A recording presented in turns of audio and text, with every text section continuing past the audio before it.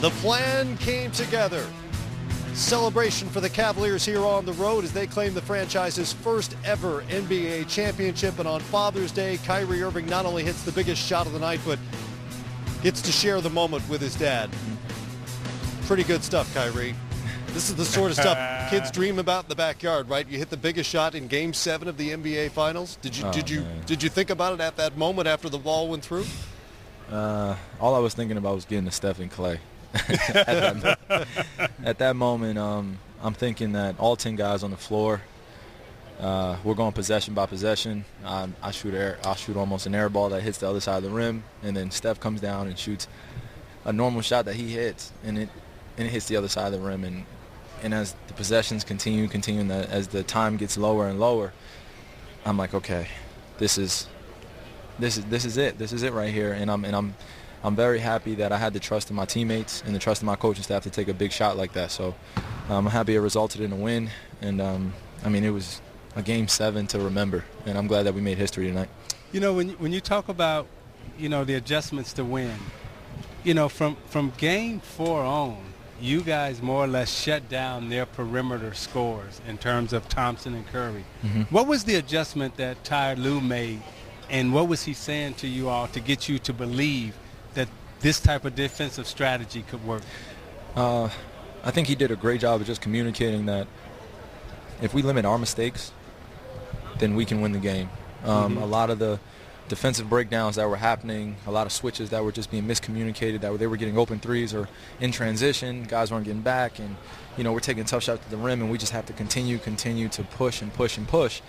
We'll be fine. Right. And he just has a great even kill attitude, and it goes really well with myself as well, and as well as Bron. And man, it was just unbelievable tonight. It's just unbelievable.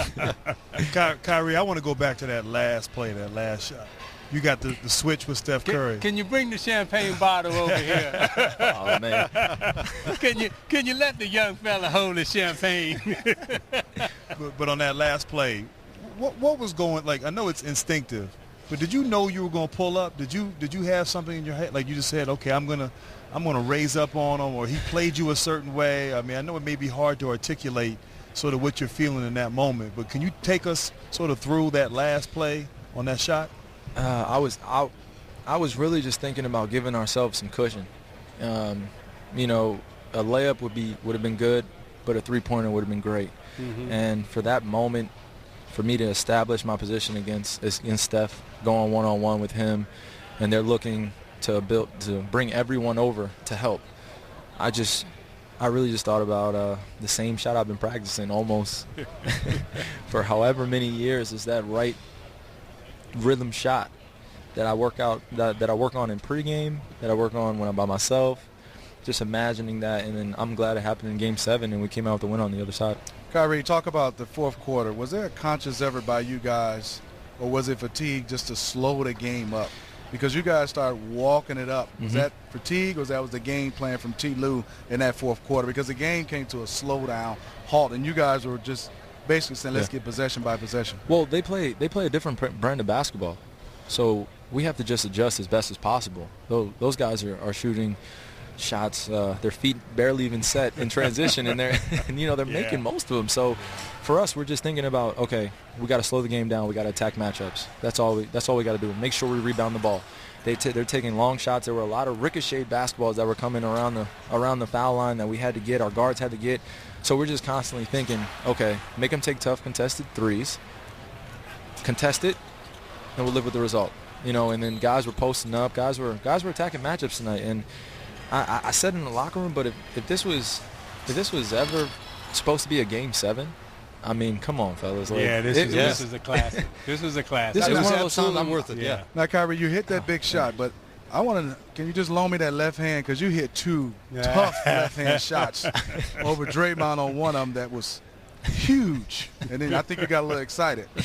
No, I did get excited.